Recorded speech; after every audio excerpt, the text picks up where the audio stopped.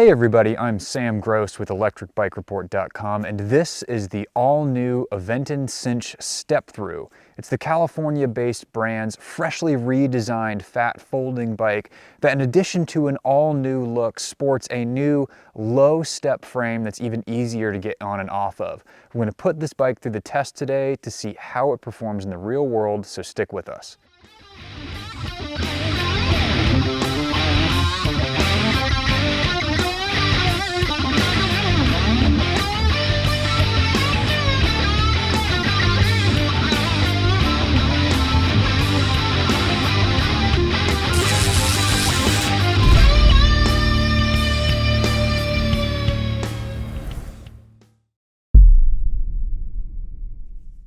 Though the Sinch has been a mainstay in Aventon's lineup for quite some time now, this new step-through version of the bike is a new beast.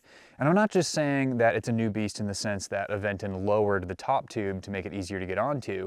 Aventon seems to have done a ground-up redesign on this version of the bike, making it, for all intents and purposes, a new e-bike in Aventon's lineup.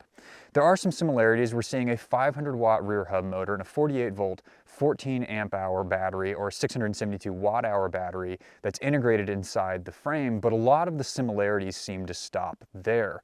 Aventon has done a lot to rework this frame around that new step-through design. It's gotten an entirely new look with boxier tubing than the ovalized and more angular tubing that we saw on the high-step version of this bike. The battery is also removable from the outside now. On the other version of the Sinch, you had to crack open the frame to get access to the battery. And the look of the bike is just much more reminiscent to the recently released Aventon Adventure, which has just a much more mature aesthetic to it. It's kind of like a sign of the progression and the aging of Aventon as it gets better at building better-looking e-bikes. We're also seeing a new set of tires on this bike, these very obvious tan wall tires that are actually a semi-slick setup as opposed to the knobby Kendas that come on the other Sinch. These are from a brand called Chaoyang. They're a tire I've never actually seen before this bike was released, but they seem to be performing fairly well through all of our testing. And there are some other similarities to the other bike. It weighs in at 68 pounds, which is the same weight we saw at the other Sinch. It's got a 7-speed drivetrain and mechanical disc brakes with 180mm rotors. On our review model of the Sinch, that's a Shimano Altus drivetrain with Tektro mechanical disc brakes, which have performed very nicely for us. There's also an RST guide fork to take the edge off of bumps on the front end. And then Aventon also put a new clamping mechanism on the actual folding mechanism of the bike. So it's got a new look. It seems to be a little bit more user-friendly. I personally like it than the other clamp, more than the other clamp that's on the high-step version of the Sinch. And overall, I just really have enjoyed this bike. It's a very nice refresh and redesign. It's cool to see Aventon doing basically a whole new bike instead of just lowering the top tube on their step-through Sinch. Our review model of the Aventon Sinch Step-Through is given a set of Tektro mechanical disc brakes with 180mm rotors front and rear. Now, this is a brake set that we know very well and trust, but we're going to put it to the test in our braking test to see how it performs on this specific bike. What this test is we bring the bike up to 20 miles an hour 5 times and slam on the brakes as hard as possible to get its average stopping distance. So let's see how it does.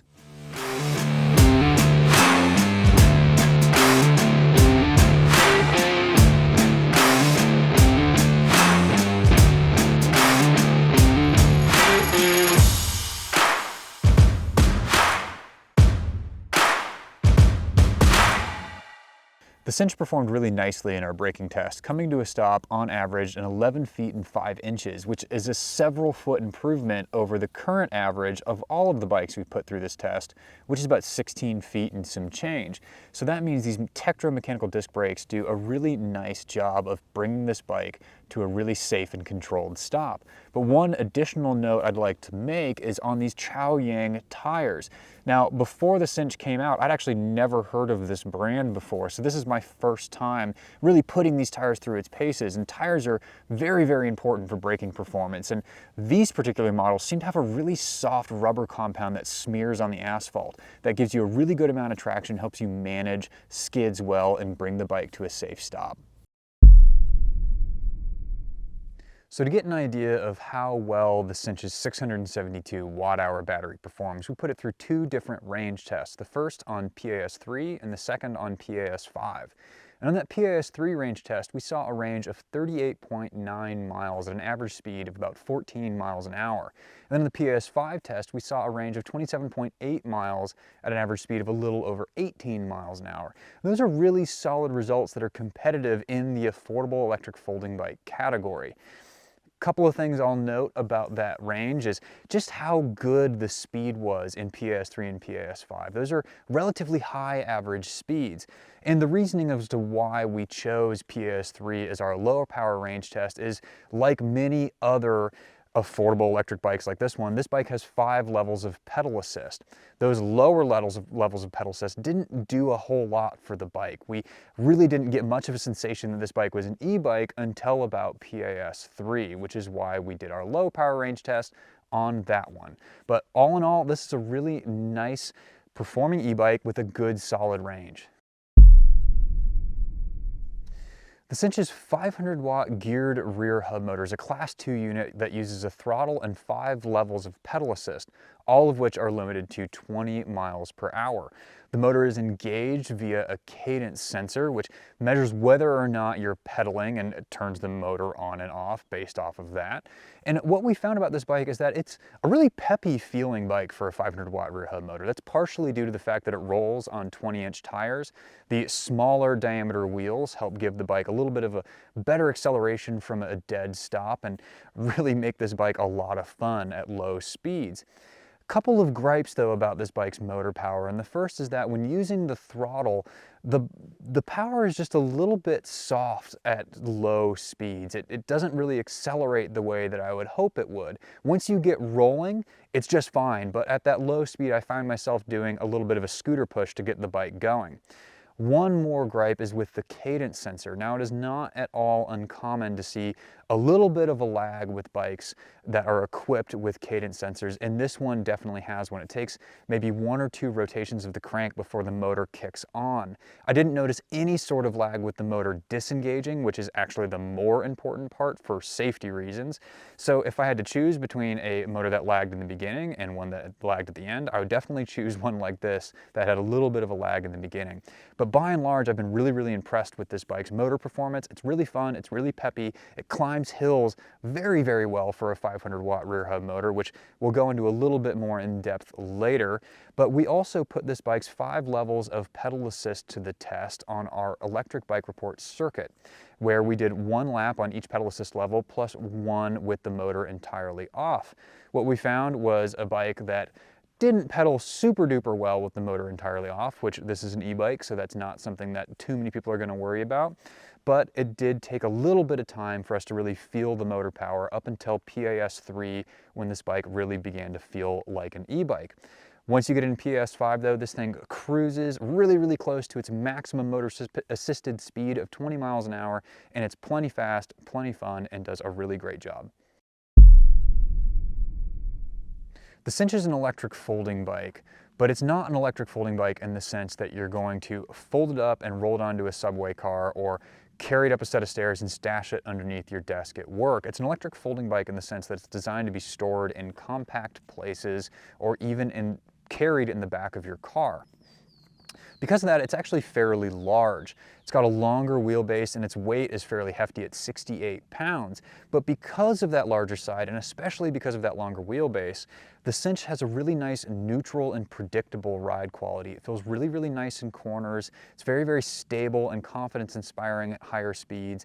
There's a lot about this bike that's going to feel very similar to a full-size e-bike. At the cockpit, you've got a fairly narrow set of handlebars attached to a tall handle post that's also very adjustable. This gives the bike, helps with its nimble handling profile, and then also gives you a nice upright riding position. It rolls on 20-inch wheels that are attached to 4-inch Chow-Yang tires. That tire and wheel combination makes the ride very supple because of those wider tires, and then also very quick and responsive thanks to their smaller diameter. The RST guide suspension fork does a really nice job of taking the edge off of bumps, but it's not something I'd really suggest for off-road use. It's just designed to make your riding experience on rougher pavement a little bit more comfortable. Now, Aventon's done a lot around the folding mechanism of this actual e-bike. They have redesigned the clamp, and they've managed to make the thing feel really, really stable. One of my biggest complaints almost consistently with these electric folding bikes is that by effectively chopping the frame in half and then piecing it back together with a hinge, you can introduce a lot of flex into the frame, or even just rattling into the frame and weird noises that aren't super confidence-inspiring when you're riding around at 20 miles an hour.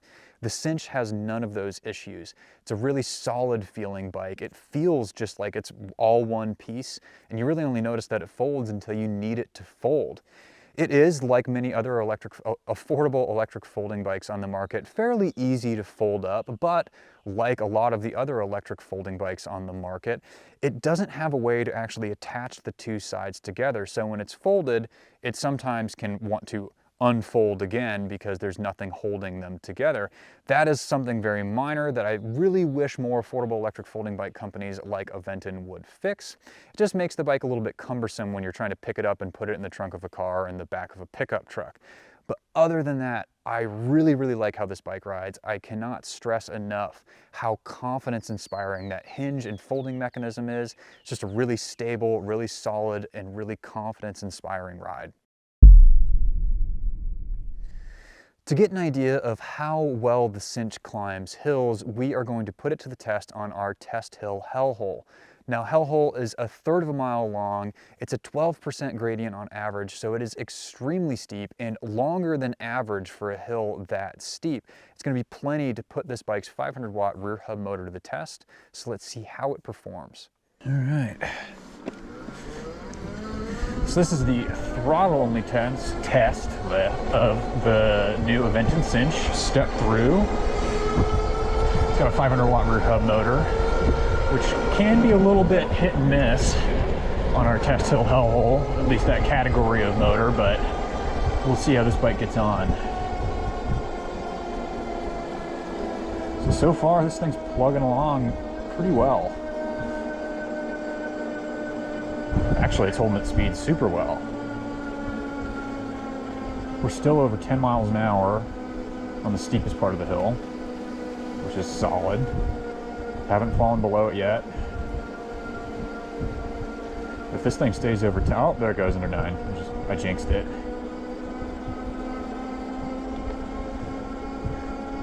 I mean, it's not even done yet, and I'll say that's a pretty impressive section for a 500-watt rear hub motorbike, but this is typically the part that gets it if it is going to fail, because you've got no momentum going into it. But no, made it through that just fine. And now we're pretty much home free to the top.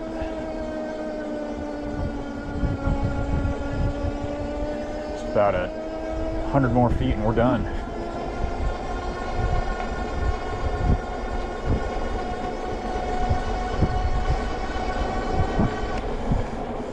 Hello.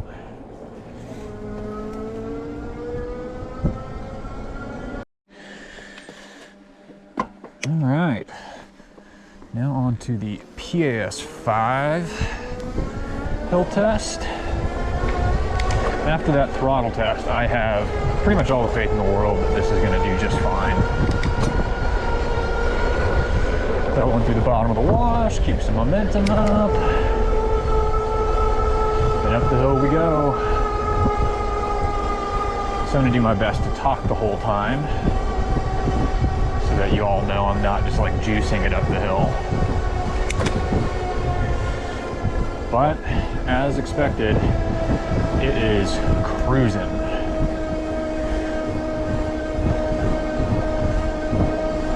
Really not requiring too much effort on my part.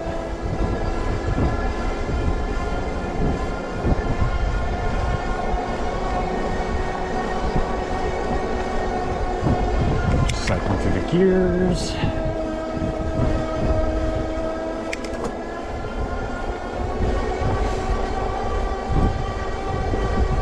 The Altus drivetrain does really well shifting under load.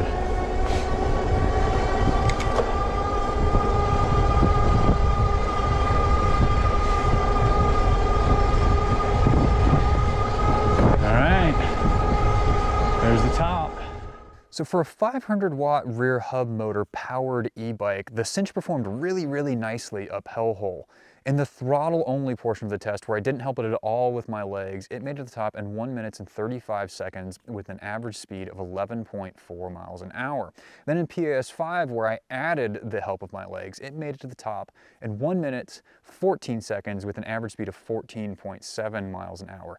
That's really great for a 500 watt rear hub motor, especially when you consider that we see quite a few 500 watt rear hub powered e-bikes fail on hell hole, especially in the throttle only portion of the test. And this is not exactly a light e-bike either. It weighs 68 pounds. That's a lot of weight, plus the weight of me for that 500 watt rear hub motor to carry up the hill. So a really good performance from the Sinch.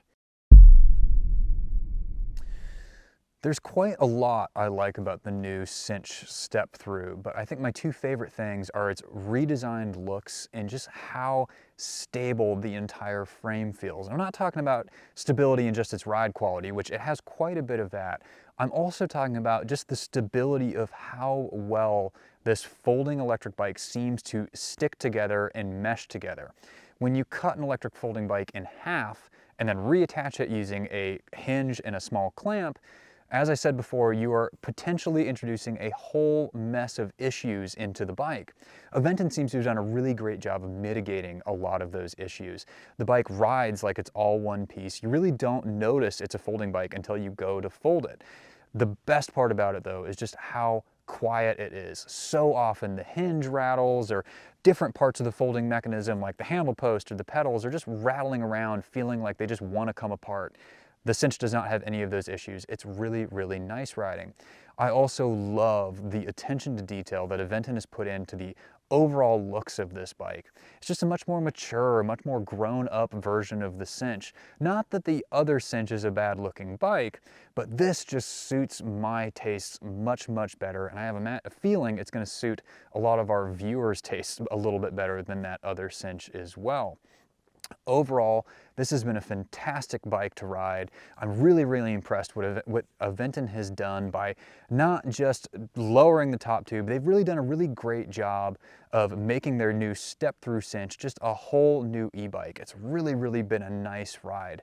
If you've enjoyed our review of the Aventon Sinch Step-Through, be sure to like this video and subscribe to Electric Bike Report for more updates from Aventon and the other brands that we cover. Also, if you want to learn more about this bike and a little bit more about the data we collected on it through the course of our testing, be sure to click the link in the description below this video for a more detailed written review. For Electric Bike Report, I'm Sam Gross. Thank you so much for watching.